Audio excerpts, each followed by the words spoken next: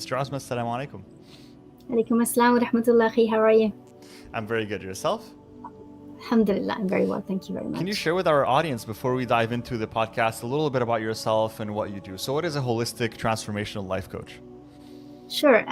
First of all, thank you so much for the opportunity and for inviting me here. It's absolutely a pleasure of mine to be here. Thank you so much. Pleasure. So, what is holistic transformational life coaching?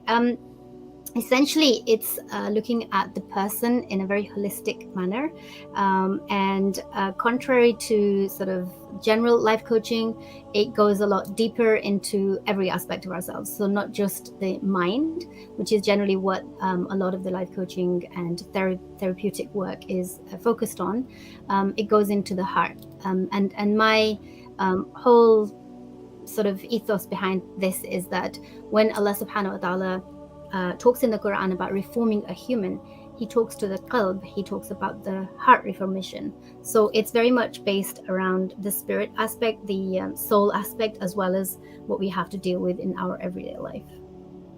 SubhanAllah. So I'm really excited to kind of dive into this conversation and unpack everything that you do, talk about your journey with your clients, your journey as an entrepreneur. And the best place to start really is if you could share with us what even inspired you to become an entrepreneur, to, take up this profession and to help people within that capacity. So, in simple terms, my own suffering. I had a very traumatic childhood, and then went into my adulthood, and it just bad luck seemed to follow me throughout. It was just like one thing after another, and I just never seemed to get to a place of peace, or every time it seemed like it was just about to work out, something would fall apart again. And it was just like that throughout, like for decades. That's just how life was. I couldn't figure it out. I couldn't, I kept thinking to myself and saying to God that I'm a really good person. I really love people, and I go out of my way to like please people. And, lo and behold, that was one of the issues anyway. But the thing was that I was just in pain myself. I just couldn't figure out what was happening. So this kind of propelled me to look within. A quote that really kind of woke me up and made me question some of the things, which is what my entire business model is based upon, actually. It's a quote of Imam Ali, which where he talks about your sickness is from you, but you do not sense it, and your remedy is within you, but you do not perceive it. So there's a lot within us, and he says you presume you're a small entity, but within you is an entire universe. Therefore you have no need to look beyond yourself if only you reflect.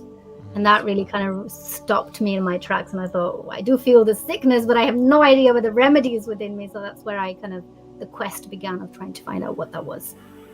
SubhanAllah, that's a very interesting journey to share. And at that time when you were experiencing this, and before you even decided, I'm going to go through I'm going to go down this, metaphorical rabbit hole and kind of see where it takes me. And then eventually, of course, now you're in a position where you're helping others who might be going through the same thing. What is it that triggered you to say, well, before we dive into that story of what you've been through, I want to also help others, and I want to become an entrepreneur, and I want to coach others that are going through this? What sparked I that love within that you? question. Yeah. So I had a really, really lovely job, actually. Very cozy, very comfortable. I worked in a governmental department, and actually very different job. I worked with the government to prevent, I was in the intelligence and counterterrorism kind of prevention stuff going on. So quite a lot of high access to lots of, secretive stuff of government, and a different kind of a role than usual. And I really enjoyed it. And there was, a lot going for me. I knew a lot of people and stuff like that. And I was in the management as well. So I could have stayed there. It was a comfortable place. It helped me raise children on my own and lots of things. But when I embarked on the journey of self-actualization, really kind of began to understand the truth, a lot of which I had no idea even existed. And then after my whole process of healing, I felt like, one, it took me a huge amount of time to gather the information. Like I had to invest with several different types of professionals for several different areas of my life, lots of different things that I needed to figure out. And financially, that was really, really kind of heavy for me. But secondly, someone is going through trouble already. Someone is already not okay. and then they have to go and search for people. And this is a very busy market. As you do podcasts, I'm sure you come across a lot of people who are in this industry. So it's actually very difficult to find the right person. And so that was a really painstaking experience for me. So even though I'd healed, I knew that there are other people out there who will be suffering, who will need support. But there is no place right now, currently, from my research, other than what I deliver, that offers this one-stop shop of, kind of going through the entire process of healing. Right. And what is that process exactly? So what is it that you walk your clients through? What makes it different from, let's say, just a regular life coach that they might be working with? Sure. So I guess one of the main aspects within this program is that, one, the program identifies and quite rapidly heals the root cause of the suffering, which is often in traditional therapies. A lot of people talk about the mind, how powerful the mind is, how much we can do with it if we focus it in the right place, and if we do this, and lots of amazing things. And it does shift people, there is no doubt. Like, there are absolutely huge amount of people that get massive results from coaching and therapies and things like that. So I'm not negating that that's a good thing, but what I found in my journey was that there was an element that was missing for us as Muslims, especially. The mind alone, I don't think, can answer the questions that we need answering. I think there is a deeper aspect. We're not just a physical being. We are human. We're souls having a human experience. So when we are having an experience through this portal, yes, we need to understand this, but we need to incorporate the higher self, the soul aspect. And that's what I found was missing in the general coaching industry, and also in even the traditional therapies that we get prescribed through GPs and stuff like that, because I'd been through that rabbit hole myself and I just didn't find what I needed. So what mine incorporates is, it's a year-long program actually. So it's I started off doing it just for 16 weeks. So it was like a 4-month thing initially. And I felt very, very early on that if I'm looking for real transformation in people, if I want actual paradigm shifts to happen, if I want the hearts to change, I've got to invest a little bit more time into this. So it turned from like a 4-month to a year course. And it's a full program with 4 main modules. The first one really does focus on the mind. So it does give what the rest of the coaching industry and therapies give. So a lot about the mind, a lot about the programming, where it comes from, how it plays a part in your life. Excuse me, lots of different things about the mind. And then once we've covered the mind, we go into the bit that's usually missing, which is the inner bonding, inner world. And that's where we kind of dive really, really deep into not only intuition, which is the infinite amount of wisdom that we currently hold, and I know a lot of coaching world does teach that, but essentially the emotional intelligence and character traits that we hold, and the personality types, and all of the good things that we do learn. I basically combine all of that with spirituality, like in practical day, what spirituality actually looks like, as walking and talking. We get a lot of, from our pulpits, we get a lot of like the ritualistic type of spirituality. And sometimes people get I don't think there's a lot of people that would articulate it in so many words, but there is a frustration that if dua is such a powerful thing, why is it not working? Like, why is it not being answered? And it's not that it's not being answered, it's just that we're not doing it in the right way, and we're not going on the inside, like we're not actually like practicing it in the way. So that's where I connect it to the actual spirituality bit. And only after building this really strong foundation of the mind and aligning the mind and the heart, we go into the real life scenarios. And that's where we go. There's like 6 other different parts that I deal with within the 3rd module, which is spiritual healing, sort of health and fitness type of a thing. And then we go into marriage, then we go into parenting, career, money, extended relationships, and social circle. And then we end it with the purpose of life. Like, how do we connect all of this and live a true potential that we actually hold within ourselves?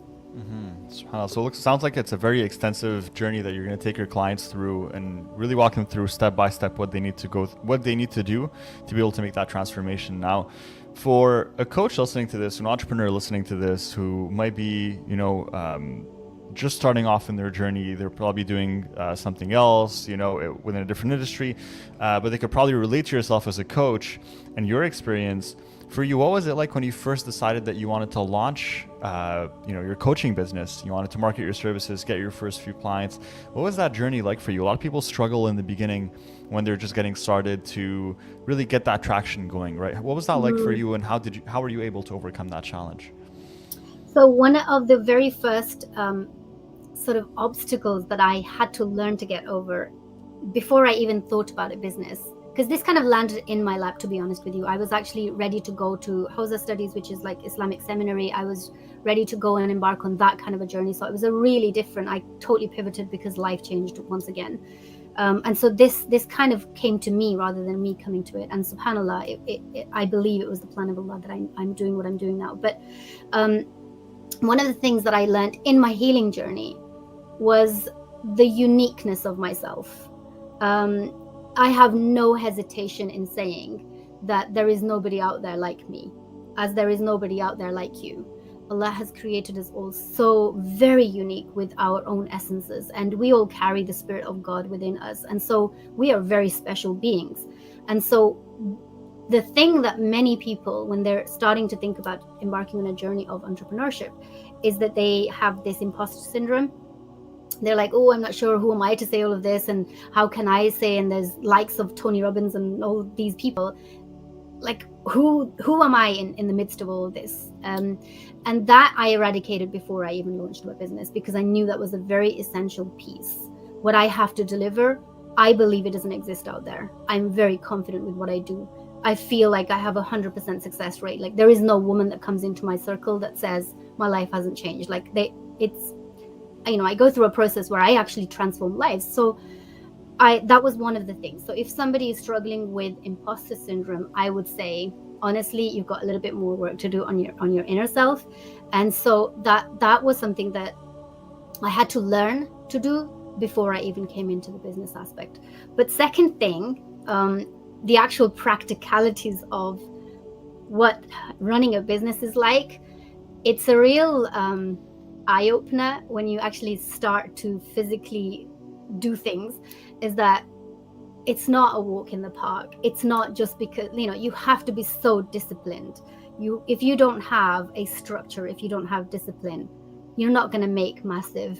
Like I was able to initially, like I was like, oh, I see a lot of business owners, they can take the day off whenever they want.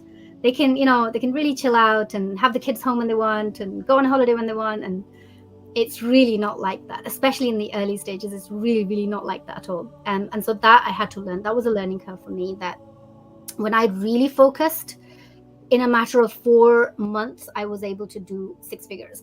Before that, I was scattered. Like I couldn't get the pieces right. I was all over the place. I knew what I had was great. I just didn't know my audience. I couldn't niche down. I couldn't do certain things that were absolutely necessary for me to launch myself out there. And that was a big learning curve for me, that just in everyday life as well. Like I actually get dressed like I'm going to the office at home. Like I've got my office in the house. I even apart from slippers, I do everything else like I would in a normal office, because it's my mind telling me I'm at work right now. It's serious. Like I've got to get my head down, kind of thing.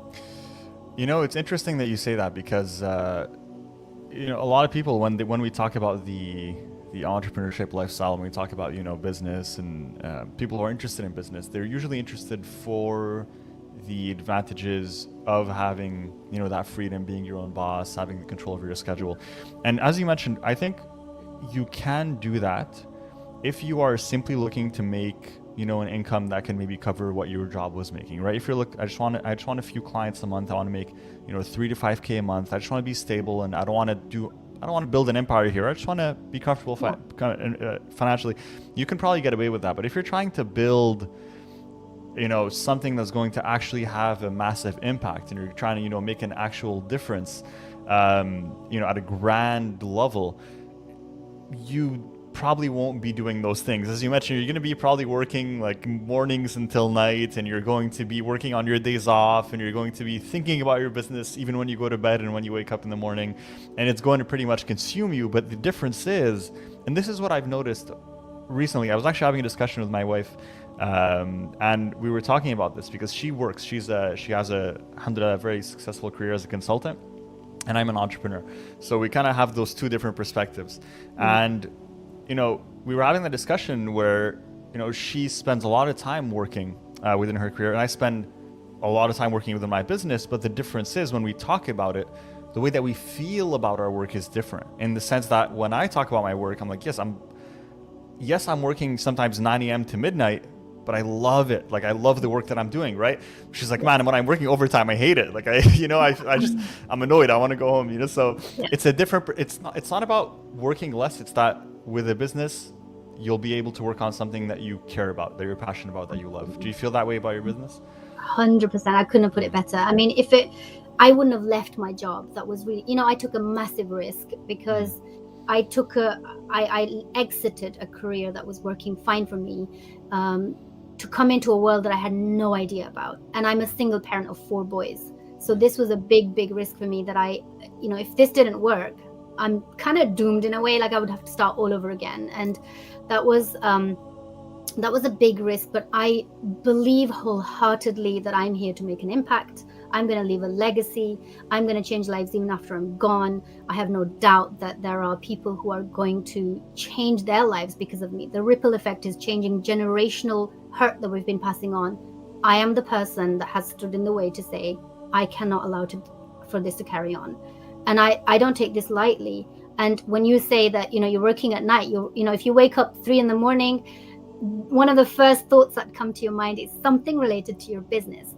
But I do want to say, on the other hand as well, though, that once you automate your business, once you have a strong, solid team behind you, you actually can step back. Like over Christmas, my kids went away on a holiday, and I was thinking, that's it. My business is gonna rocket right now, because I have no distractions. I've got 3 weeks to myself, and I'm gonna literally do everything.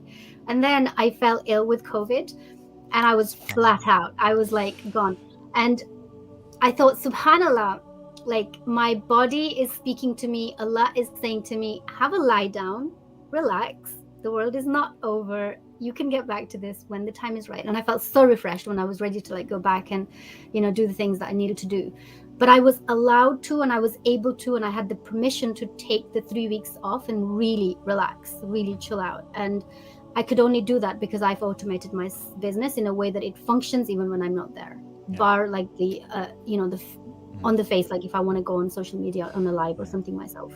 Yeah, definitely. No, I completely agree. I think it's so essential to have a team. Alhamdulillah, I think even within my business, when I compare it to 2-3 years ago, I started Umarpreneur on my own, and then finally now we're still a small team. We're a team of 5, but just having that ability to be able to not have to do everything within the business, and that, okay, if I step back, it's not going to all come crumbling down. Things are still running, and things are still growing. Alhamdulillah, it's such a blessing to do that.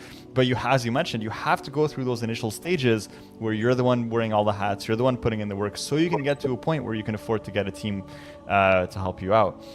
Now, I want to shift the conversation slightly towards what you do with your holistic transformational life coaching, and talk about, for someone listening to this, what are the warning signs, or maybe what should they look for? How should they be feeling? What can they be maybe going through that indicates to them, or should be a sign to them, that they should consider working with a coach such as yourself? I love that question. I think that, subhanallah, I believe that there is a shift happening at a mass level in humanity entirely. Like, I believe that there is something changing. There's something in the air that everyone is now aware that we're beyond this physical aspect. That's a wonderful, wonderful, wonderful thing. We're always stepping the right direction. Our souls are created to evolve, created to grow. Allah subhanahu wa ta'ala has blessed us with that kind of a creation. That's why we are ashraful makhluk. We're always trying to get better and grow and things like that. And I think we're finally, as a nation, we're just kind of aligning with that a little bit. So everyone's starting to ask the right questions. If there is on the inside a turmoil, and a lot of people, and this is one of the problems that I want to highlight, is that a lot of people have learned coping mechanisms. They've learned how to cover up the inner turmoil. They've learned how, like the war that's going on the inside, they can seem very stable, very functioning adult, maybe a great parent or having, reasonably good relationships. However, on the inside, they're just not okay, and they know it, and only they know it. And they are hiding away from that part of themselves that is crumbling, because there is a dominant part of themselves that says, you got this, you can carry on. It is connecting with this one more often and asking the right questions so that you can really, truly heal. What I do with people is not at the superficial level, like as in a lot of the self-help industry will say, when you have a negative thought, switch it, go to a positive thought, because you can shift. You've got your mind is so powerful, you can shift at any point. And that is true. You can shift anything at any point. Like if I'm sitting here, we can pivot a conversation from business to coaching to anything else we want, because we can shift our mind to whatever we focus on, right? But the issue with that is that we're actually ignoring the cause, the root, the actual blueprint, the memory blueprint that is in our body. That's why our body is speaking to us in the first place, through our emotions. This is Allah's blessing upon us that we are able to feel emotions. And when we shut those down, we're actually not letting that communication happen. Often people run to GPs, and within in an under 10-minute appointment with a GP, you are handed ongoing antidepressants very, very quickly, and majority of the people are unfortunately on those. This is a telltale sign. Like if you're on them, and if you're on them long term, and if you're petrified of coming off them because you think you're going to go back to something that you can't handle, it means there is healing to be done. It means that your core blueprint needs to be focused on. You need to understand what it is, and majority of it, 90+% of it, comes from childhood. It comes from the way that we were brought up and how our parents handled it. Not manipulatively, of course. They did the best they could with whatever they had, but a lot of the times it didn't suit. It wasn't what we needed and how we needed to have our needs met.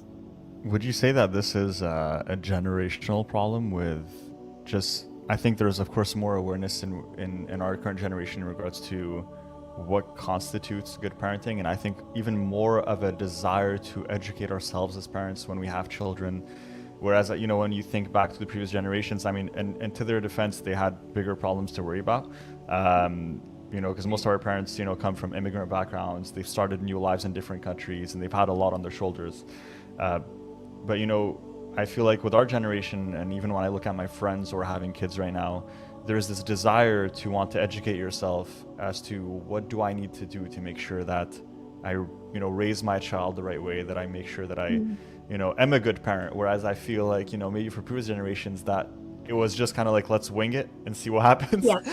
Right. This is so my topic. Absolutely. I think it's, to me, I find it so amazing that this is Allah's way to expand our consciousness as a collective human nation, particularly the Muslim Ummah. We are working towards something. We cannot be stagnant. We cannot be stuck. So our parents had to do what they had to do, and it had to be the way that it had to be for us to now be having this discussion, because you and I wouldn't be sat here talking about parenting if mistakes weren't made. There was a lot of control because that's what they thought they needed to do to set us on the right path. But the effects of that taught us that wasn't right. And so today we're healing, and as we're healing, we don't want to pass on that hurt to our next generation. So a lot of people have started wakening up in the sense that how do I do it right? And this is an expansion of consciousness. And what is our purpose in life but to expand our consciousness? Because what does consciousness relate to? It is essentially taqwa. It is essentially the awareness of God within us at all times, everywhere. Whatever we do is ibadah, if we do it with with wakefulness. And so generally the parenting had to be done in that way. And I always say this, there wasn't anything as such like with parenting back then, because if you were fed and if you had clothes on your back and if you were living under a roof, you were really well parented, and that's it. Like there was no aspect of emotions. But we know now, like how important emotions are and how in tune we have to kind of be with them. And so that's and this is going to bring its own sets of challenges for the next generation. They'll have their own healings to do, but that's going to be the next growth, the next expansion that the new generations need to have. But right now, this is right for now. It's interesting that you mentioned that towards the end, because I actually wanted to ask you about that as my next question when you mentioned it, which was, I think as human beings, and if we're talking about the human condition itself, as human beings, we will always have some sort of personal journey to go through, right? Something to overcome, something that we need to learn, you know, and change that needs to happen. And I think even within the nature of Allah, how Allah subhanahu wa ta'ala created us, in that He created us, you know, as Allah subhanahu wa ta'ala tells us in the Quran, is that خُلِقَ الْإِنسَانَ هَلُوعًا. It means He's created us with struggle, right? He's created us, you know, innately the life of this world is a life of struggle and of challenge and of overcoming. And even if, and that was my question, where it's an interesting perspective to think about, but even if we put all this effort as parents, and you know, now that we're trying to do this, we're trying to put this effort, okay, how can I really be the best that I can be, which is definitely a noble thing to do, and I think all of us should be striving for that in all matters of life. What is the next generation will surely still have a set of challenges. Absolutely. But then what will those challenges be, right? And I know it's a bit of a vague question, but I think there'll always be something, won't there? Yeah, absolutely, 100%. I mean, that's the name of life, right? We're here to inform, and we're here to contribute, and our existence contributes. We are a very important cog within this big picture, and so we shouldn't forget that. And we only forget that when we become unconscious. So as long as we're growing and becoming more and more conscious, we're contributing towards this. But the interesting point is that when in Alim Arwah, we said labbaik to this life.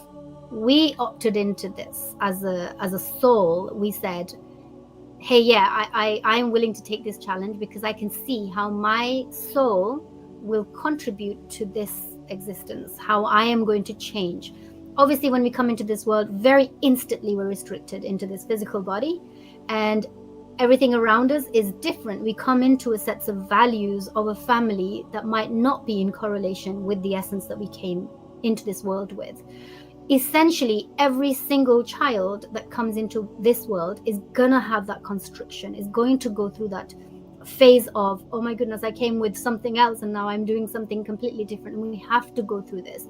And so even though with the best will in the world, there is absolutely no way that any parent, even the most conscious and most careful parents, can be present or meet every single need of a child 100% of the times. Like, you would have to eradicate your own existence entirely, and even then you couldn't, because the truth of the matter is that we come from the love of divine, and it doesn't exist in this world.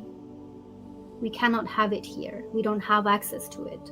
And whilever we don't have access to where we've come from, we cannot feel whole. We can do the best we can, and we can keep progressing to reach our perfection. And this is the beauty and blessing of Allah subhanahu wa ta'ala, that He doesn't ask us to be perfect. He says, just strive. That's all I'm asking. And if you die striving, you will be fine. And that's what we should be always striving to do. So next generation will have its own sets of challenges, there is no doubt, but they will look slightly different perhaps. It's interesting that we're going to this topic, and I'm really loving this discussion here. So we're talking about the topic of striving, right? And when you look at a lot of people who don't have much to strive for, a lot of times that's when you see depression kicking in, you see anxiety kicking in, you see the mind creating problems of its own because there's nothing to really focus on and overcome. And you know, within the same topic that we're discussing, I think as human beings, we were created in a way where naturally we are beings who want to pursue growth, who want to overcome, we were, subhanAllah, Allah created us in this state of overcoming challenges and going through struggle. And even when you look at the lives of the prophets, alayhim salam, wassalatu wassalam, you really see that every single one of these prophets has gone through immense hardship and struggle, right? That they weren't living lives of kings where they were comfortable and had everything handed to them, but rather they lived lives where they went through challenges that even me and you might never experience in our lives. Like, that's how challenging their lives were. And to then, you know, within the discussion, to think about, okay, well, if we are going to do the best that we can do for the next generation, maybe the challenge for the next generation is for them to find their struggle and own their struggle, in the sense that what is it that you are going to choose for yourself as your path?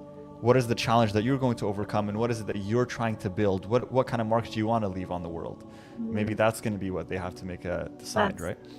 That's an awesome thought. And basically, Allah subhanahu wa ta'ala sent us with certain characteristics that are very specific to us.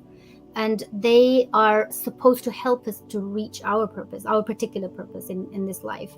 We lose that along the way because of the conditioning and experiences and parenting and everything else that we go through.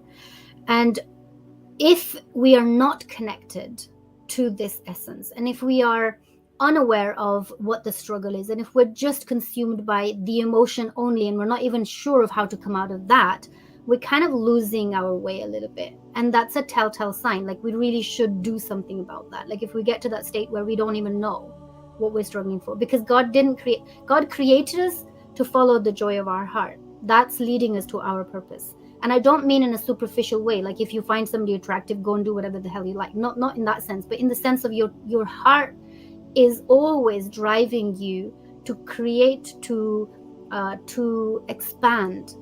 And that will make you ultimately so joyful. The conversation, going back to what you and I said about entrepreneurship, like, you have to literally like switch me off to stop me doing what I do.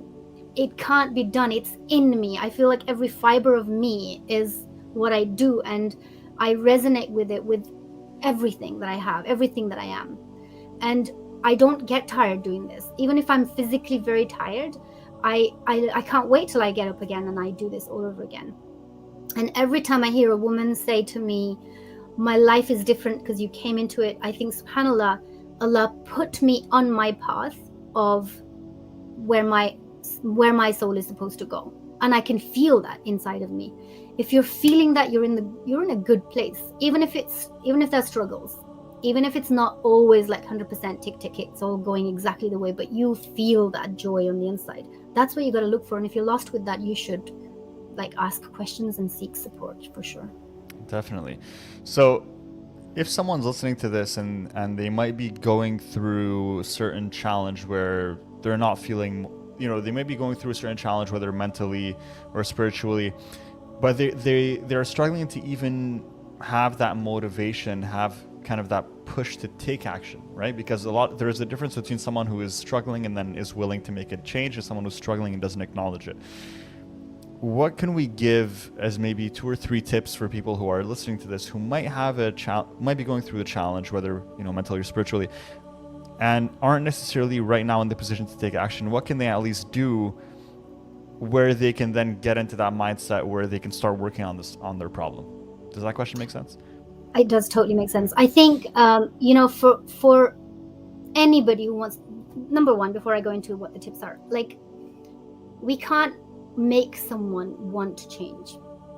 We don't hold that control. Even if it's our own child, even if it's our own spouse, everyone's living their own journey. Everyone has access to the information. Everyone's got to figure it out for themselves. We can certainly encourage. That's our role. And we can put out information that may make them question and then embark on the journey, but we can't force somebody. This is a struggle with a lot of, perhaps women are more into like evolving and growing in terms of coaching. You see a lot more women in coaching than men. And so often we find that women have embarked on this journey and their spouses are still where they were when they first met them. And it's a real struggle because it's like, I'm almost dealing with a different person altogether. Like, I can't relate to that anymore. And I always say, you can't make them come to where you are. It took you a long time, so you can't just expect to click your finger and expect the other person to just be there. So that's the first thing, like, that's the caveat. We can't make somebody. But when we are encouraging somebody and somebody is starting to ask the right kind of questions, one of the most important things I would say is that when you come to that realization, you have to understand that without investing in yourself, whether that's time, energy, money, whatever investment it is, without that kind of purely focused energy, you're not really going to make masses of difference, because we're habitual characters. Like we're always going to fall back to what we know, what we're programmed to do, and that's very easily done. So one of the first tips that I would say is always look to invest in yourselves. And I always think if you can embark on a journey of self actualization, and someone can shorten the entire process from 10 years to 1 year, go with the 1 year. Like it's well worth it. Like it's so important to embark on the journey. So investment in yourself, in whatever that looks like for you. The second thing I would say is that responsibility, like it correlates with the first thing that I'm talking about. Like without responsibility is the cornerstone of successful life in general. But I find a lot of people, when they first come to me, is that they blame the world and its sister for the life that they live. It's his fault, it's her fault, it's their fault, they did this, they made me, there's a lot of pointing. And if we can shift that back into ourselves, we put the control back in our own selves, and we can really shift a lot of things. So responsibility is a very, very important factor. So for me, that's a massive, massive tip, that if you're one of those people who are total blaming this person and that person, then really you need to start looking within yourself. That's something that I would say. And the last thing I would say is that you're here to grow and contribute as a human in this world. If you are not growing and if you are not contributing, you ought to really question, what is the purpose of life? And when you ask that question, it's very broad. It's like, how am I going to get an answer for that?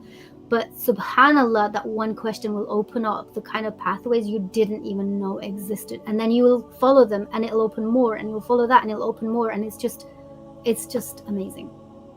SubhanAllah, that's beautiful. Thank you so much for sharing that. Honestly, it's something that I hope people are noting down. So we talked about number 1, investing in yourself. We talked about number 2, take responsibility. And then number 3, we talked about asking yourself, what is the purpose of life? Did I get that right? Just to make sure. Yes. Yeah. Perfect. So if you're not growing and if you're not contributing, there's some, you need to start asking those fundamental questions to try and open some doors.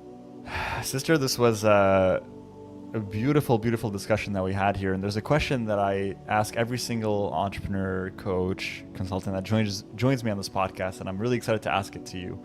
And that's, if you could go back and meet Uzma, who's 18 years old, so your younger self, right, just as you're about to transition into adulthood, and you could tell her one thing that she could hold on to, a sort of mantra or something that she can remember as she goes through this journey of life, what would that one thing be for you? What would you tell her? Wow, I would say, my life was dedicated to just please people. And I never accomplished that goal. I exhausted myself to a point where I was ready to leave this life. I attempted to leave this world 5 times because I was done with it. I was done with it to that extent. And I learned that no matter how much you exhaust yourself, if you are striving to please people, you won't get there. So focus on the one who is looking at you with so much love, with so much gratification, with the kind of love that you can't even fathom. One small, tiny, sincere act is, the ripple effect is forever long. So focus on that, and your life will start to feel like it's magic. I think that's what one of my biggest learning was that stop focusing on trying to get everyone to like me. I don't care if nobody likes me. If my Lord likes me, I'm quite happy with that.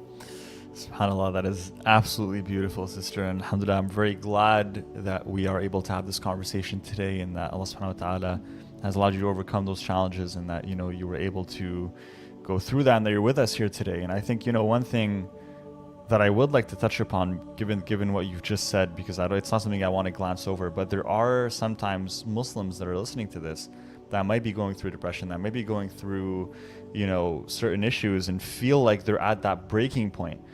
and they might not have anywhere to go because they'll be like, well, you have you're Muslim, you're not supposed to be depressed. But we both know that's not true, that every human can experience depression and sadness. What would you say to someone who's listening to this who might be close to that breaking point? I believed that there was no one for me. Honestly, I thought that no one will understand, no one will help, no one knows how to help me because I don't know how to help me. And every time I went to any of the traditional therapies, they couldn't, talking therapies did nothing but bring up more pain because I was actually reliving the whole thing and then leaving that whole thing wide open. So it was a gaping hole that grew bigger and bigger every time I went. So for me, one of my first things that I had to do was really start to ask those fundamental questions initially, just to get the initial diagnosis, if you like, of myself first, to acknowledge, like that comes back to the spirit, like the responsibility bit, to at least acknowledge and know in myself that I am at that point where I need support. When you have accepted this, when you have acknowledged this, honestly, if you open up the door to like seek help with the right intention, the right person will just pop up like you never knew they were there in the first place, and then they will just appear from nowhere. Often I get like women, and this has happened to me when I was healing. I came across people that I didn't even know that have been the biggest support to me in my life, and they just almost like they just dropped in my life just like that. So I need you to open your eyes and see wider. After you accept that there is help needed, look out, and there is somebody out there to help you, and Allah has sent that person as a wasila. So it's a blessing for them, and it's a blessing for you to really take that as an opportunity. And I'd just like to say this one last thing, that there is a beautiful, and I've completely forgotten the quote of Prophet Muhammad sallallahu alaihi wasallam, but I do remember one word of it which I often repeat, is that he talks about these things called nafahat. Nafahat are these clouds of opportunities that come and they hover over your head just for a short time, and they're specifically designed for you. They've come for you. And we're too busy scrolling on our phone, or too busy being depressed, or too busy, too sad to even look, and it passes us by. And this is the whole point of life, that when we can grow our consciousness enough to see that there is that nafahat for me and I need to reach out and grab it, you will get the right help if you seek it. If you can find God when you seek him, and why will you not find a human who can help you? They're from God, so you absolutely will. Jazakallah khairan for these beautiful words, sister, and I really, really love everything that we talked about in this episode and the discussion that we had. I think it was extremely enlightening. And I was thinking to myself that I think honestly my favorite part of having this podcast is me being able to have these conversations. Really, it's just a blessing, subhanAllah, to talk to people like yourself and be able to learn from your experience and from your perspectives as well. So I definitely learned a lot today. So thank you for that. Now, where can people go and reach out to you and connect with you and maybe support you, join your program so they can benefit from what you're doing, inshallah? So there's a private Facebook group. I'm building a community. So my whole point is that we should build a community of Muslims who can support each other. So there's a private Facebook group. It is dedicated to women alone. So I do a lot of value in there, a lot of free training in there, a lot of free coaching in there. So if you're a woman, a Muslim woman, then come and join that. It's called Take Control of Your Life. You can go through it from my Facebook, Uzma Naqvi, and then you'll see links to join that. But aside from the private Facebook group, which is dedicated to women, I'm actually on all other social media networks. So I have a TikTok account, which I recently embarked on. I have the Instagram. I am on YouTube, just starting to start to put videos out. So there are lots of different platforms that you can reach me out on, and those are open to men and women. You can follow me on there, but the actual private Facebook group is dedicated to women alone. But if you want to contact me on Messenger, of course, you can message me anytime if you have any private questions. Perfect. So facebook.com/Uzma, Uzma.Naqvi, Naqvi. We'll drop the link in the episode notes and description. So check it out there if you want to go and reach out and connect with her on Facebook. And your Facebook group, what was it called again? Just so people take control of your life. So search Take Control of Your Life on Facebook, guys. We'll pull up the link and drop it in the episode notes and description as well. So if you want to join that group, make sure to check out the description episode notes, inshallah, and you'll be able to find it there. Click and go ahead and join it, and make sure you show your love and support. And if you discovered her from this podcast, let her know that you found her out from this episode, inshallah. And until then, Jazakallah khair, Uzma, for joining us. This was an absolutely amazing episode. Really enjoyed it. Honestly, a pleasure was mine. I'm really, really grateful for you to invite me. Thank you so much. It was a pleasure. Jazakallah khair. And you guys know the drill. Towards the end, I'm going to ask you to also follow us on social media. So make sure you look up Umarpreneur wherever you are, Facebook, Instagram, YouTube. We're on pretty much all social platforms. And if you need help with your business, you're just getting started from scratch, or you're looking to grow as a coach, consultant, service provider, you can book a call with my team, umarpreneur.com/call. The link will also be in the description for you to take advantage of that. And until then, we'll see you next episode. Assalamu alaikum wa rahmatullah.